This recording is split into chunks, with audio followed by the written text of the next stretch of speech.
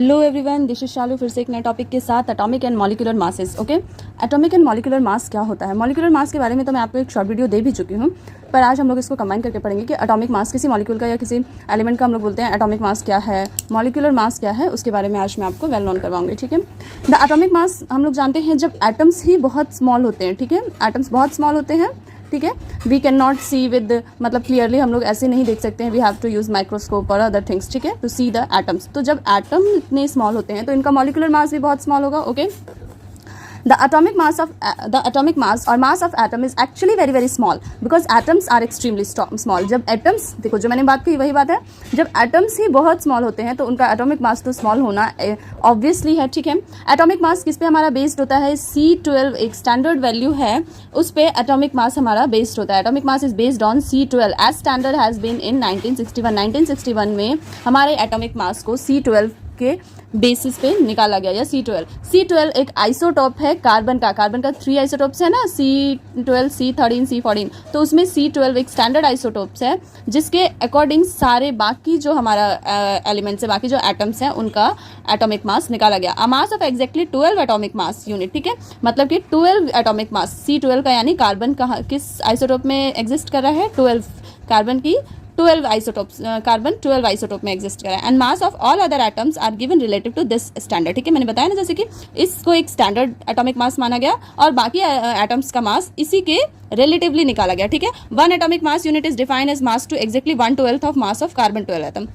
मतलब कि किसी भी एलिमेंट का एक एटॉमिक मास निकालने के लिए 1/12 ऑफ कार्बन निकालने के बाद ही निकालना पड़ा, इससे रिलेटिव रखना पड़ा। जैसे मैं आपको बताती हूँ मास ऑफ हाइड्रोजन। हाइड्रोजन का मास क्या है?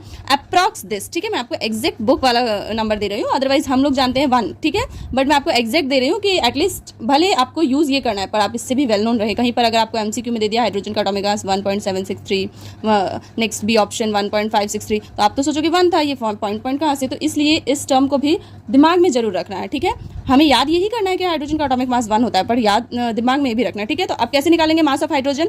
तो in terms of AMU, atomic mass के टर्म्स में कैसे निकालेंगे? मास तो ये होता है, अब एटॉमिक मास क्या होता है? तो सबसे पहले जो हाइड्रोजन का मास है वो लिख दिया हमने।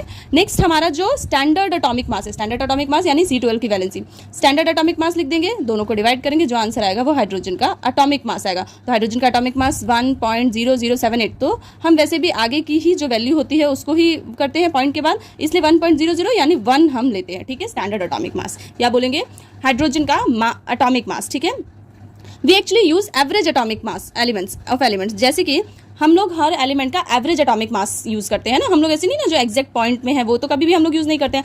एवरेज जो होता है, जैसे ऑक्सीजन के टर्म्स में ले लिया जाए तो ऑक्सीजन का जो एटम्स है या एटॉमिक मास है वो 15.995 है, बट इसको तो कोई याद नहीं कर सकता क्योंकि इतने सारे एटम्स हैं, उनका एटॉमिक मास, उनका मॉलिक्यूलर मास बहुत कुछ, तो ये थोड़ा सा वो हो जाएगा मतलब। तो इसलिए एक सॉल्यूशन निकाला गया कि हम लोग एवरेज एटॉमिक मास को यूज़ करेंगे, जो कि एवरेज एटॉमिक मास अगर 15.995 है यानी ये सुपीरियर ज़्यादा है, 15 नहीं ले सकते, 15 से बहुत ज़्यादा सुपीरियर है तो हम इसे एग्जैक्ट 16 ले लेंगे। ओके, एटॉमिक मास में कोई प्रॉब्लम नहीं हुआ। एटॉमिक मास वही होता है जो एटम का मास को, तो अब एटम्स इतने स्मॉल हैं तो उनके मास तो ऑलमोस्ट बहुत स्मॉल होंगे ही, जैसे 1. बहुत लंबा जाएगा।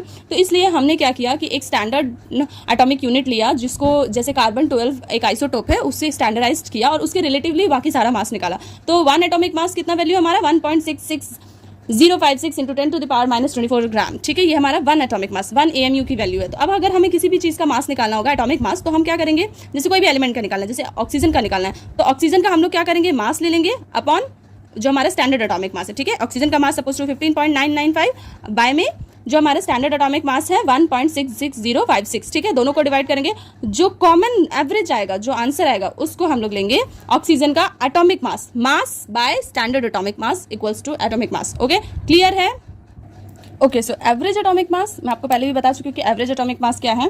Many naturally occurring element exist as more than 1 isotopes. जैसे मैं कार्बन का बता चुकी हूँ, कार्बन 3 आइसोटोप्स में एग्जिस्ट करता है, कार्बन 12, कार्बन 13, कार्बन 14। तो क्या हम लोग 3 एटॉमिक मास मानेंगे कार्बन का? नहीं, हम लोग एवरेज एटॉमिक मास मानेंगे। अब average atomic mass how we calculated? तो सपोज टू बी कार्बन का जितना भी आइसोटोप्स है उनकी वैल्यू, ठीक है, जैसे कि एक का 12, एक का 13, एक का 14, मैं पॉइंट वैल्यू नहीं बोल रही हूँ बट पूरा एग्जैक्ट वैल्यू लेना है। एंड उसको हम लोग किससे डिवाइड करेंगे? जो हमारा किससे करेंगे डिवाइड? जो हमारा रिलेटिव एटॉमिक मास है या रिलेटिव अबंडेंस है। ठीक है, जैसे कार्बन का रिलेटिव अबंडेंस 12 आइसोटॉप में क्या है 98.892, 13 आइसोटॉप में क्या है 1.108, 2 × 10⁻10 14 आइसोटॉप में। ओके, तो हम लोग पहले रिलेटिव अबंडेंस, उसके बाद में जो हमारा एटॉमिक मास है वो लेंगे और तीनों को प्लस कैलकुलेट करके जो हमारा फाइनल आंसर आएगा वो एटॉमिक मास हम कार्बन का लेंगे हमेशा के लिए। किसी भी कैलकुलेशन में यूज हमारा इन तीनों में से कंफ्यूज नहीं होना है कि कौन सा यूज होगा, ये ले ये ले ये ले, नहीं, जो हमारा एवरेज आएगा। तो ये कैलकुलेशन आप लोग के लिए बहुत इंपॉर्टेंट है। इसलिए इंपॉर्टेंट नहीं है, वैसे तो आपको एक चार्ट दे दिया जाएगा जिसमें आपको एटॉमिक मास लिखा है, आपको इतना करने का जरूरत नहीं है, हम कौन सा कोई आपको कैलकुलेशन करना नहीं है, आपको तो एक चार्ट मिल जाएगा जिसमें। पर ये चीज़ पता होनी चाहिए, सपोज टू बी अगर आप कोई जैसे ये आप लोगों नॉर्मल स्कूल एग्जाम से ज़्यादा ये जेईई मेंस के लिए इंपॉर्टेंट है, क्योंकि उसमें दे दिया जाता है कि average calculate the average atomic मास। बहुत काफ़ी साल आया है ऐसा एग्जाम, बहुत भले ये क्वेश्चन हर बार नहीं आता पर बहुत बार ये क्वेश्चन आया है कि एवरेज एटॉमिक मास निकालिए। तो एवरेज एटॉमिक मास कैसे निकालोगे, आपको तो पता ही नहीं रहेगा, आप तो सोचोगे अरे मैंने तो कार्बन का एक आइसोटॉप पढ़ा था और उसका एटॉमिक मास पढ़ा था, एवरेज कैसे। तो इसलिए आपको पता होना चाहिए कार्बन किन किन आइसोटॉप्स में एग्जिस्ट करता है, उनका एटॉमिक मास, उनका रिलेटिव अबंडेंस। जब ये आपको कैलकुलेशन आएगा तो आप तुरंत पता लगा लोगे, ठीक है, कि एटॉमिक मास, एवरेज एटॉमिक मास कैसे कैलकुलेट करते हैं। ओके, नहीं तो इसी टर्म में कंफ्यूज होगे एवरेज एटॉमिक मास होता क्या है। सपोज टू भी आपको आंसर तो वैसे भी पता रहेगा, पर एटॉमिक मास और एवरेज एटॉमिक मास में डिफरेंस क्या है ये नहीं पता रहेगा। तो अगर आप ये चीज़ को फिगर आउट करके जाओगे, इस चीज़ को ध्यान में रख के जाओगे तो तुरंत याद आएगा, अच्छा एवरेज एटॉमिक मास और एटॉमिक मास में कोई डिफरेंस नहीं है, बस समझने का डिफरेंस है। ओके, नेक्स्ट है फार्मूला मास। वैसे फार्मूला मास में कुछ उतना एक्स्ट्रा तो है नहीं जो मैं डेफिनेशन के टर्म्स में बताती। फार्मूला मास क्या है, हम लोग का उन्हीं एटम्स से मिलकर अगर कोई कंपाउंड बना है या कोई फार्मूला है तो उसका मास कैलकुलेट करना। तो ऑफकोर्स जैसे हमारा एक कंपाउंड है ग्लूकोज, अब इसका फार्मूला या इसका मास, फार्मूला मास कैसे कैलकुलेट करेंगे, तो फार्मूला मास वो जो फार्मूला के थ्रू निकल के आए हमारा। तो ऐसे ग्लूकोज का तो मैं मॉलिक्यूलर मास में आपको बता चुकी हूँ कि क्या आएगा आंसर, बट इसमें मैं एक बार बता दे रही हूँ, आपके बुक में यही एग्जाम्पल था फार्मूला मास के ऊपर। तो जैसे ग्लूकोज का हम लोग कंपाउंड का फार्मूला जानते हैं, क्या है C6H12O6, C6H12O6, C carbon, hydrogen, oxygen. Carbon कितने वैलेंसी में एग्जिस्ट कर रहा है 6, हाइड्रोजन कितने नंबर ऑफ हाइड्रोजन है 12, ऑक्सीजन नंबर ऑफ 6 ऑक्सीजन से, ठीक है। हम लोग कार्बन का क्या करेंगे, मास लिखेंगे इंटू 6, हाइड्रोजन 1 × 12, ऑक्सीजन 16 × 6, तीनों को कैलकुलेट करेंगे, जो आंसर आएगा वो लिखेंगे। ओके, तो फार्मूला मास क्लियर है, मैंने आपको फार्मूला मास अच्छे से बता दिया है। मैं आपको एक क्वेश्चन दे रही हूँ फार्मूला मास के ऊपर, देखिए सॉल्व कीजिए। कुछ नहीं समझ में आता है तो please let me know in the comment section.